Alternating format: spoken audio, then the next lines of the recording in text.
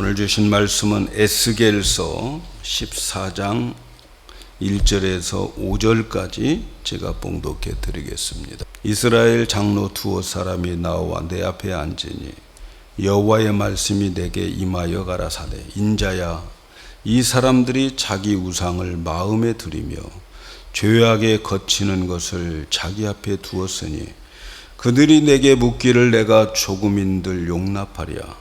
그런즉 너는 그들에게 말하여 이르라.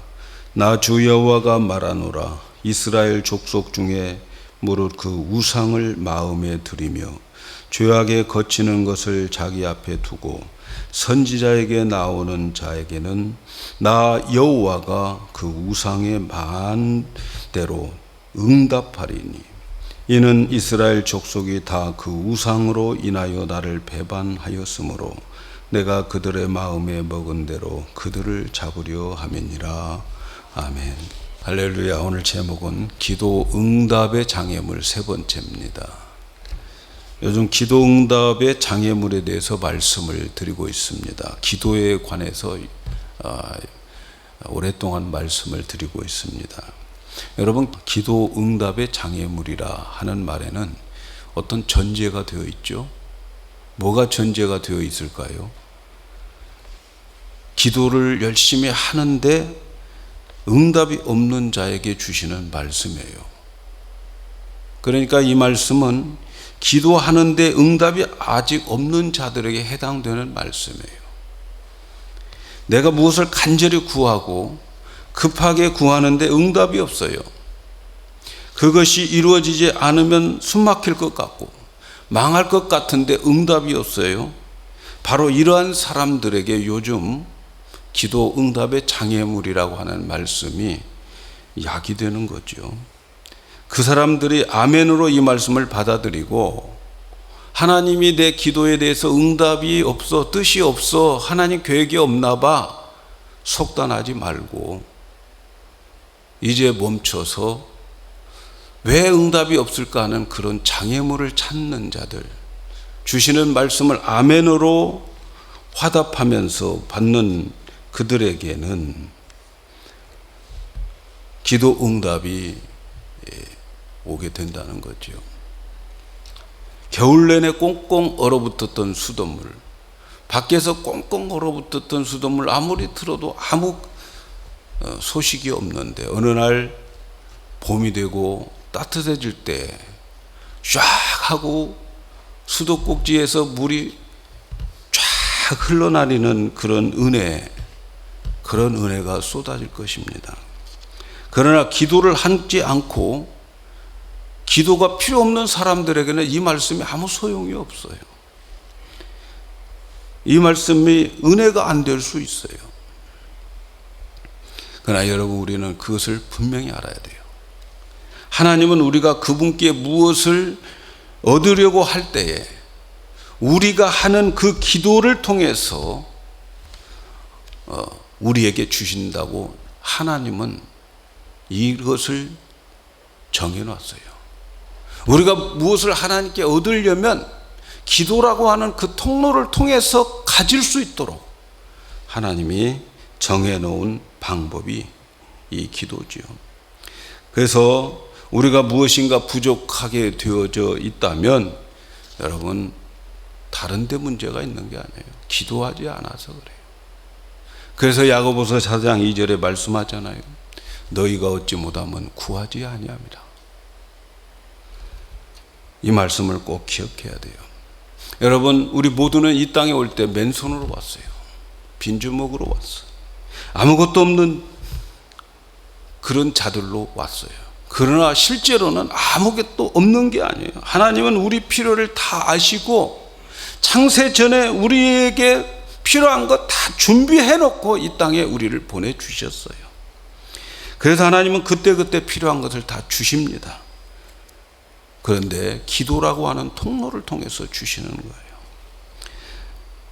그런데 기도하는 데 있어서 가장 큰 조건이 있죠. 여러분, 모든 사람들이 다 힘들고 어렵고 한계를 느낄 때에 기도합니다. 기도해요. 그런데 우리 기독교에는 기도가 내가 힘들고 어려울 때에 아무 때나 신이여 하고 부르는 그런 기도가 아니에요. 우리 기독교의 기도의 전제는 하나님을 아버지로 삼는 자들에게만 기도가 되어지는 거예요. 그래서 예수님께서 기도를 가르쳐 주실 때 주기도에 우리 기도의 시작을 어떻게 하라고 그랬어요? 하늘에 계신 우리 아버지요. 하나님과 내가 아버지와 아들의 관계가 되지 않고는 하나님의 그 능력과 은혜를 가져올 수가 없어요. 하나님과 내가 아버지와 아들 관계가 되어져야 되는 거예요. 그래서 기도는 하나님과 내가 아버지의 관계가 되어질 때 그때 비로소 기도하는 거예요. 기도가 이루어지는 거죠. 어떻게 하나님이 나의 아버지가 됩니까? 너무나도 우리 잘 알고 있는 말씀이죠. 예수님을 영접하면 하나님의 자녀가 되는, 예수를 영접하는 자, 그 이름을 믿는 자는 하나님의 자녀가 되는 권세를 주셨어요. 그래서 예수가 내 안에 있지 않고는 하나님을 아버지라고 부를 수 없고, 예수가 내 안에 없이는 진정한 하나님의 능력과 은혜를 우리가 받아 누릴 수가 없는 거지요. 하나님이 우리 아버지만 되면 우리는 이 땅에 빈손으로 왔지만 하나님의 모든 것이 내 것이 되어서 내가 가지고 누릴 수가 있어요. 불가능한 것이 없습니다. 지금은 없지만 우리가 믿음으로 바라고 기도하면 믿음은 바라는 그 실상이 우리의 현상에 나타나서 내가 손으로 만지고 눈으로 보게 되고, 그래서 하나님은 영광을 받으신다는 거죠. 하나님은 이렇게 우리 기도를 통해서 일하십니다. 기도 없이는 하나님의 손은 쉬고 계셔요. 그래서 여러분, 우리 기도하자는 거죠. 기도합시다. 예수님이 이 땅에 오셔서 십자가를 지시고 우리를 위해서 구원하셨어요. 그리고 우리를 하나님의 아들 되게 하셨어요. 그리고 예수님은 이제 승천하셨어요. 부활하신 예수님 승천하셨어요. 이제 예수님이 승천하셔서 하늘에 계실 때 예수님 지금 하고 계시는 예수님의 사역이 무엇일까요? 십자가 지니라고 고생 많이 하셨으니까 이제는 푹 쉬고 안식을 누리고 계실까요? 성경은 그렇게 말하지 않습니다. 로마서 8장 34절에 누가 정죄하려 죽으실 뿐 아니라 살아계신 이는 그리스도니 그는 하나님의 우편에 계시는 자요 우리를 위하여 간구하시는 자라. 그는 승천하셔서 하나님의 우편에 계시면서 예수님은 현재 사역은 기도의 사역이에요. 우리를 위해서 기도, 그 기도가 보통 기도가 아니고 간구하신다는 거죠. 간구. 여러분, 우리가 남을 위해서 기도하고 우리 임직자들 또 중직자들 위해서 남을 위해서 기도하는 것은 예수님의 사역에 동참하는 거예요.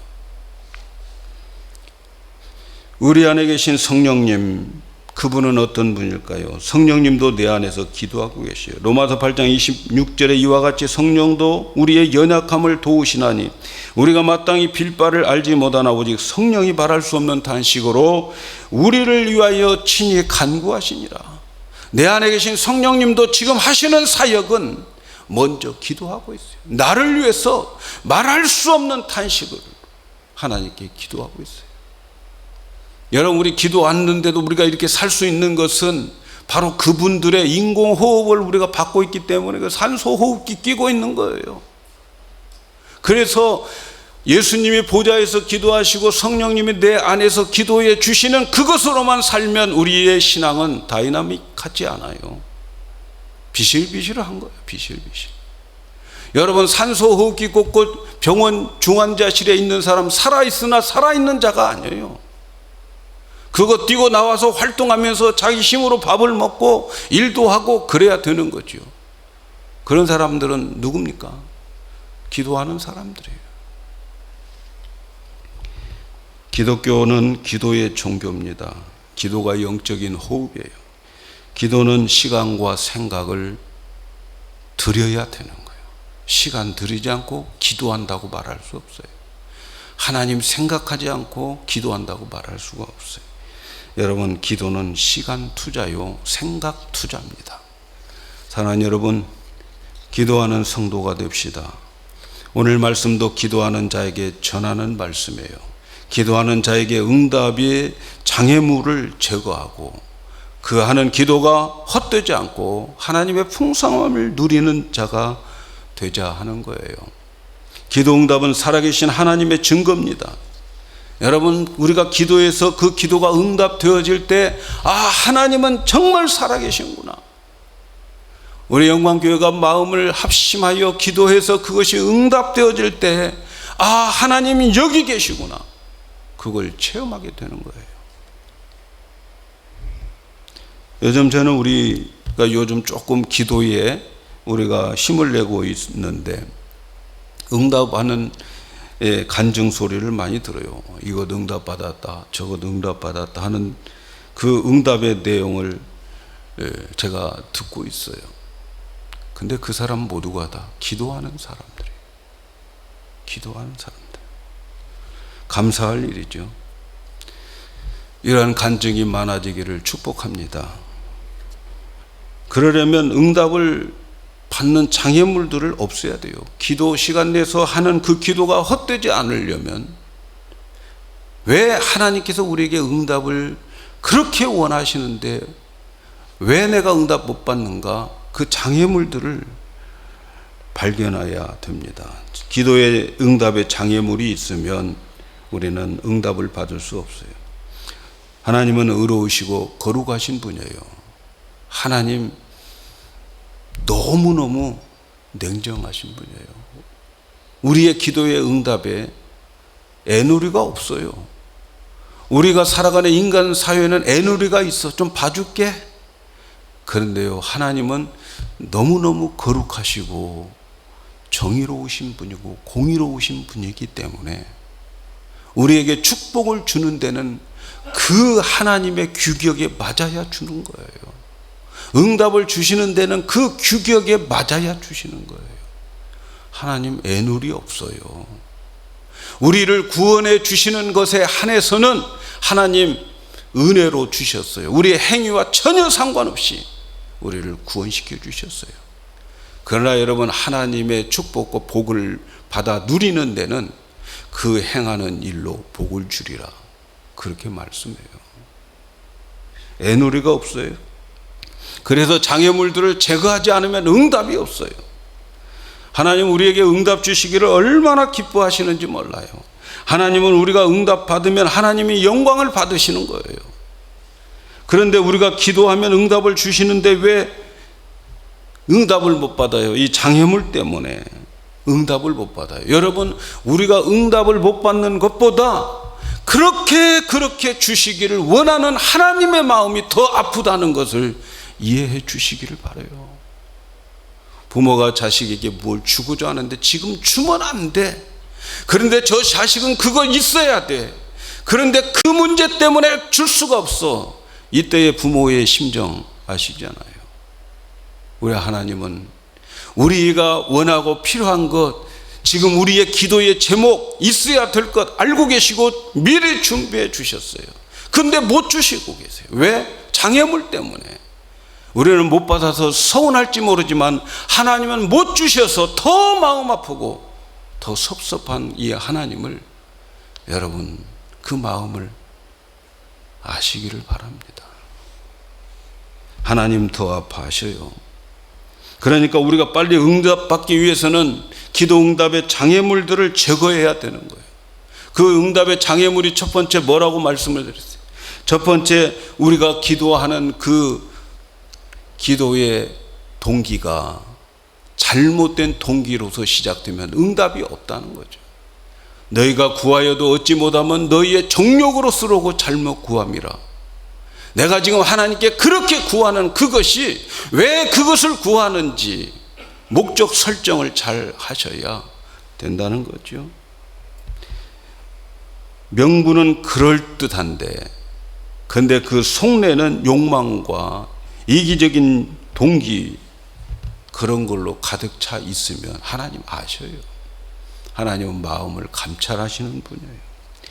그러니까 하나님 앞에 솔직하게 인정하시고 하나님의 영광을 나타내기 위해서 여러분 그 기도 제목을 올려드려야 되는 거예요. 두 번째, 기도의 장애물은 뭐라고 그랬어요? 우리의 마음과 생활 속에 있는 죄악 때문이라고 말했어요. 여호와의 손이 짧아 구원치 못함도 아니요 여호와의 귀가 둔하여 듣지 못하심도 아니라 오히려 너희 죄악이 너희와 하나님 사이를 내었고 그 죄가 하나님의 얼굴을 가리게 했다. 하나님 손이 얼마나 긴지 하나님 손 짧지 않다. 전 우주를 품고도 남는다. 아무리 깊은 수렁에 있어도 하나님의 손은 거기까지 닿을 수 있고 아무리 작은 신음으로 외쳐도 하나님 그 신음을 들을 수 있는 귀가 있는데 왜 응답이 없겠느냐? 그것은 바로 너희와 하나님 사이에 하나님이 싫어하는 어떤 죄가 있기 때문이라. 그걸 찾아내라. 그걸. 죄악과 허물 때문이라는 거죠. 하나님의 기도 응답, 그 응답 속에는요 우리를 거룩하고 흠없게 만드는 데 목적이 있습니다. 여러분, 우리 인생에 있어서 가끔 내 인생에 가는 길목에 큰 장애물들을 하나님이 듬숭듬숭 놓는 이유가 뭘까요?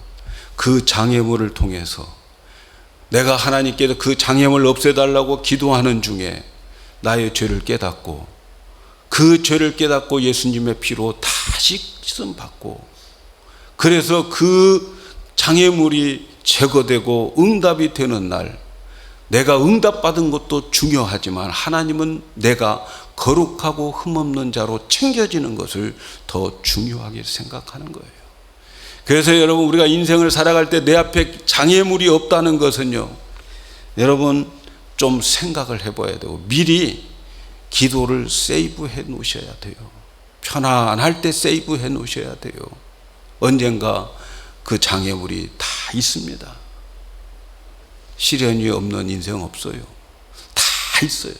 다 준비해 놓고 있어요.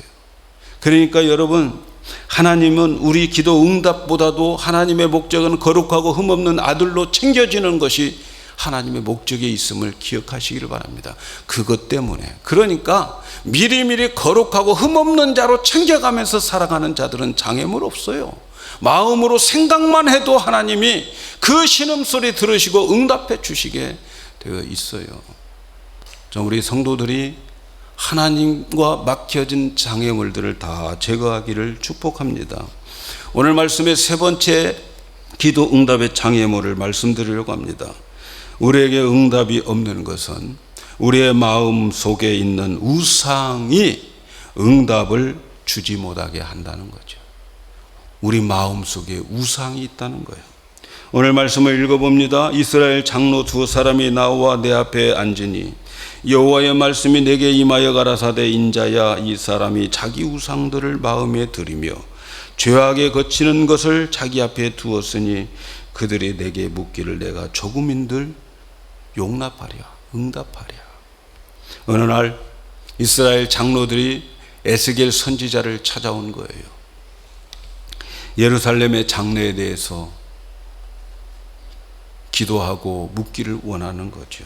이것은 선지자 에스겔이 굉장히 기대했던 시간입니다. 이날을 기다렸어요. 이스라엘 장로들이 하는 그 잘못된 것들을 지적해주고 그리고 그들의 죄를 깨닫게 해서 그래서 이스라엘이 회복되게 하기를 이 선지자는 간절히 기다렸어요. 근데 바로 그 간절히 기다리는 날이 왔어요. 장로들이 찾아온 거예요. 에스겔은 아주 기쁜 마음으로 그들을 위해서 그리고 이스라엘 백성들을 위해서 기도해 주려고 하는 참이었어요.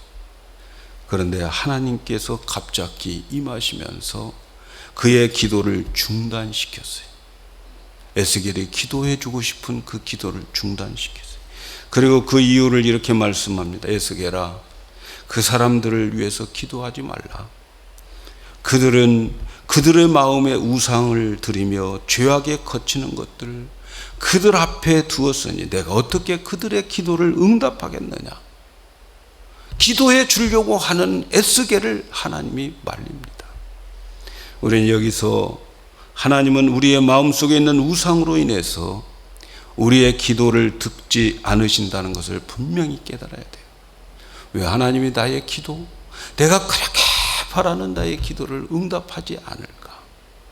그 이유가 뭘까? 하나님 말씀하십니다. 네 마음속에 우상을 세워놨다. 우상이 있다는 거예요. 어떤 비기독교 국가들은 나라에서 또 그들의 문화와 그들의 풍습에서 보이는 우상을 군데군데 설치하고 섬깁니다. 우상에게 절하기도 하고 우상에게 기도하기도 하요. 그런데 우리 그리스도인들은 우상을 그런 밖에다 세우는 게 아니에요. 집에 가서 우상 세우는 게 아니에요. 어디에 세우는입니까? 마음속에 세워놓고 있어요. 마음속에. 비록 어떤 장소에 괴상한 우상을 설치하지 않았을지라도 그와 동일한 우상을 우리 마음속에 세워놓고 있다는 거예요. 하나님이 지적하시는 것은 그거예요. 하나님은 바로 이것 때문에 기도를 듣지 않으신다고 말씀하는 거예요. 인자야 이 사람들이 자기 우상을 마음에 들이며 죄악에 거치는 것을 자기 앞에 두었으니 그들이 내게 묻기를 내가 조금인들 응답하랴. 이러한 마음의 우상 때문에 기도 응답이 없을 뿐만 아니라 하나님은 더 나아가서 그들을 진노하신다고 그래요. 진노. 우상 제거하지 않으면 기도 응답도 없고 하나님의 진노가 임하는 거예요. 에스겔 14장 4절 오늘 읽은 말씀에 그런즉 너는 그들에게 말하여 이르다 나 여호와가 말하노라. 이스라엘 족속 중에 무릇 그 우상을 마음에 들이며 죄악에 거치는 것을 자기 앞에 두고 선지자에게 나오는 자에게는 나 여호와가 그 우상에 많은 대로 응답하리라. 응답하리라고 하는 말은 보응하리라 하는 말이에요. 여호와가 그 우상에 많은 대로 보응하리라. 우상이 많으면 많을수록 하나님의 보응, 심판 더 있다는 거죠. 진노가 임하게 된다는 거죠. 기독교인들이 어떤 문제를 놓고 기도하는데 하나님의 응답이 없다고 하면 여러분 지난번에 말씀드린 것처럼 하나님의 뜻이 아니야. 하나님의 응답이 없어. 하나님이 원하신 것이 아니야. 이렇게 속단하지 마시기를 바라요. 여러분 하나님은 우리 필요한 거 다 아시고요.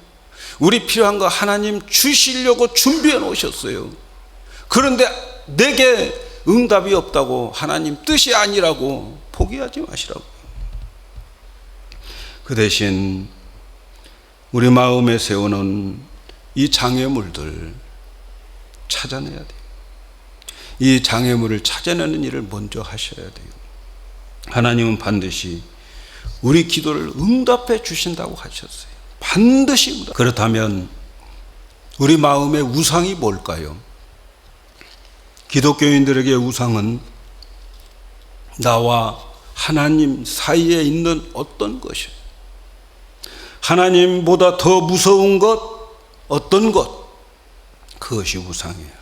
하나님보다 더 사랑스럽고 하나님보다 더 사랑하는 어떤 것, 그것이 우상인 거예요. 오늘날 수많은 남편들이 자기 아내를 우상으로 만들 수 있어요. 자기 아내를 하나님보다 더 사랑하고 자기 아내를 하나님보다 더 무서워하면 우상으로 만든 거예요. 우리 기독교인들의 부부 사랑은 하나님의 사랑을 받을 때 더 깊어집니다. 하나님 때문에 아내를 사랑해야 되는 거예요. 우리 기독교인들의 부부 생활은 하나님 때문에 서로 사랑하는 거예요. 아내가 예쁜 짓 했기 때문에 예쁜 행동을 했고 사랑스러운 행동을 했기 때문에 사랑하는 것 세상 사람들 다 해요. 그런데 세상 사람들 다 신혼 때 그렇게 사랑하지만 그러나 예쁜 행동 안 하면 사랑이 변하여 미워지는 거예요. 세상 사람들은. 그러나 여러분 성도들은 하나님 때문에 서로 사랑하는 거예요. 아멘 좀 하세요.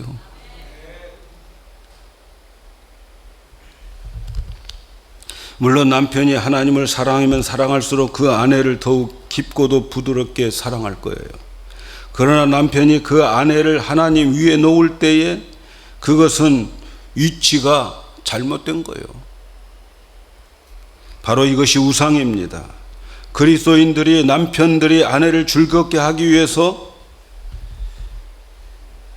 하나님이 기뻐하지 않는 일을 서슴없이 하고 있다고 하면 그 아내를 지금 우상으로 만들고 있어요.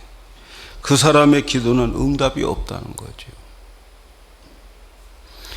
그래서 믿음의 아내, 지혜 있는 아내는 자기 남편이 나를 하나님보다 더 사랑하는 것을 절제하게 하고 싫어해야 되는 거예요. 하나님은 우상을 제거하기 때문에 그래요. 우상을 진노하기 때문에. 여러분, 하나님이 우상을 진노한다, 남편의 우상인 아내를 진노하면 결국 누가 손해봐요? 예? 누가 손해봐요? 아내가 손해보는 거예요. 아내가. 그러니까 지혜 있는 우리 영광교회 여성도 여러분들은 남편이 하나님보다 나를 더 사랑한 것 같으면 스탑. 당신 지금 뭐 하는 거예요? 그래야 사실은 스스로 보호를 받는 거예요. 아멘 좀 해주세요. 맞아요, 안 맞아요? 잘 생각해 보세요. 아내들도 남편을 자기 우상으로 만들 수 있어요. 그리스도인 아내가 자기 남편을 하나님보다 더 사랑하면 그게 우상이에요. 물론 하나님을 사랑하면 사랑할수록 그 아내는 남편을 더 깊고 부드럽게 더 진하게 사랑할 수 있겠죠. 그런데 아내가 마음으로 남편의 위치를 하나님보다 더 높은 곳에 놓는다면 그 위치는 분명 잘못된 거예요. 남편을 지금 우상으로 만들고 있는 거예요. 아내가 남편을 즐겁게 하기 위해서 하나님 기뻐하지 않는 일을 마구 자행하고 있다면 기도 응답 없어요. 기도 응답 없어요. 그리고 오히려 하나님의 진노가 임합니다. 그래서 믿음의 남편들은 말씀드린 대로 자기 아내가 나를 하나님보다 더 사랑하면 스탑시켜야 돼요. 절제시켜야 돼요. 하나님은 우상을 반드시 제거합니다. 남편이 아내의 우상이 되면 그 우상이 제거돼요. 남편.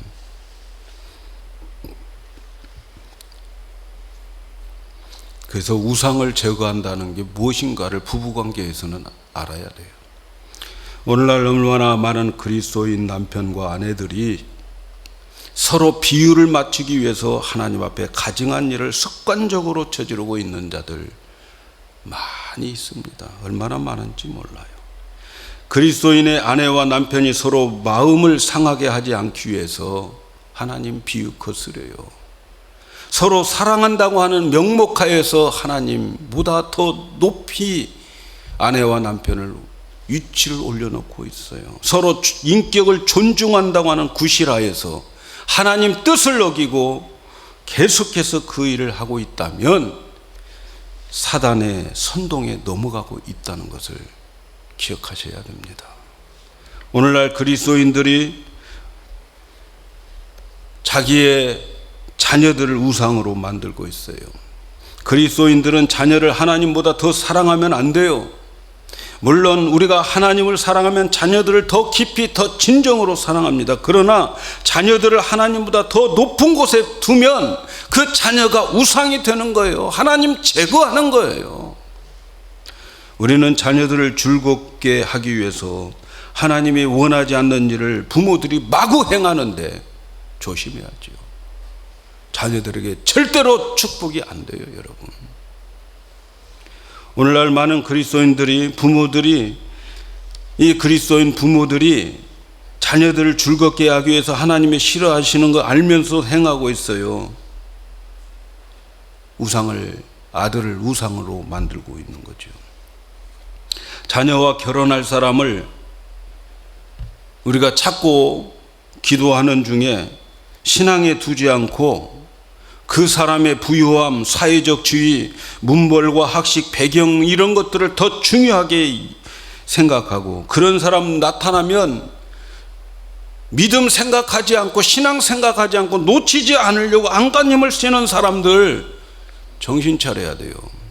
자녀를 우상으로 만들고 있어요.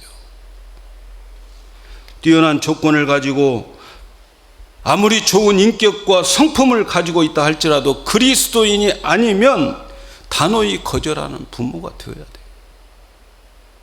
왜? 성경은 말합니다. 너는 믿지 않는 자와 멍해를 같이 하지 말라. 단호하게 말씀해요. 그런데 믿음 생각하지 않고 그 사람이 나타나면, 그런 조건이 나타나면 금식하며 기도하는 거, 여러분 이건 자녀 망하는 길로 가라는 거예요. 아멘 안 할 줄 알았지만 믿으시기 바랍니다, 여러분. 비록 교회는 나와도 예수님을 자신의 구주로 영접하지 않고 자기의 주인으로 모시지 않는 자는 불신자인 거예요. 교회 와서 교회 행사 다 참여해도 예수님 내 구주로, 나를 구원하신 구주로, 나의 인생의 주인으로 모시지 않고 섬기지 않는 자는 교회에 나와 있어도 출석해도 불신자예요. 똑바로 보셔야 돼요. 사회적 지위나 명예, 하나님보다 더 높은 곳에 위치에 올려놓고 더 중요하게 생각하면 그것도 우상이에요. 여러분, 물론 그리스도인들은 사회의 높은 지위가 나쁘다는 게 아니에요. 높이 올라가야 돼요, 여러분. 지금 있는 대통령을 굉장히 싫어하는 사람들 많은데요. 근데 그 참모들은 거의가 다 기독교인이에요. 기독교인. 이 부통령 마이크 펜스라고 하는 사람은 자기를 소개할 때 첫 마디가 뭔지 아십니까? 나는 크리스찬이다. 이렇게 말합니다. 기독교인들의 명예가 그렇게 중요한 건 아니지만 하나님은 우리에게 그런 축복을 주셔요. 축복을. 여러분, 그가 부통령이지만 그는 늘 언제 자기를 소개할 때 나는 크리스찬이다. 이렇게 첫 마디로 자기를 소개한다는 거예요. 얼마나 여러분 명예와 지위가 있지만 하나님 앞에 아무것도 아니라고 하는 생각, 늘 기도하면서 살아가는 사람들이에요. 우리 기독교인들 명예, 지위 뭐 이런 거 다 무시하자는 게 아니에요. 그것이 하나님보다 높고 그것을 위해서 하나님 저버리고 그것 때문에 예배 안 드리고 그런 것 때문에 하나님이 밀리면 다 우상이라는 거예요. 오늘날 많은 사람들이 지위나 평판이나 인간의 어떤 인기 같은 것을 우상으로 만들고 있어요. 그것을 유지하기 위해서 하나님 원치 않는 행동을 하면 그게 좋은 거지만 우상이 될 수 있다는 거예요. 사랑하는 여러분, 기도의 능력을 우리 받고 사십시다.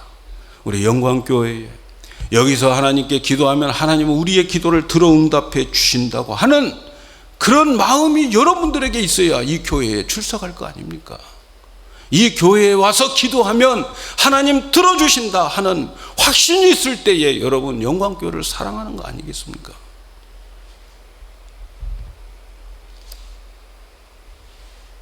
그렇다면 하나님께 나와서 내 마음속에 어떤 우상이 있는가를 하나님께서 보여주시라고 기도해야 되겠습니다. 그리고 그 보여주신 것을 즉시 자백하고 포기하시기 바랍니다.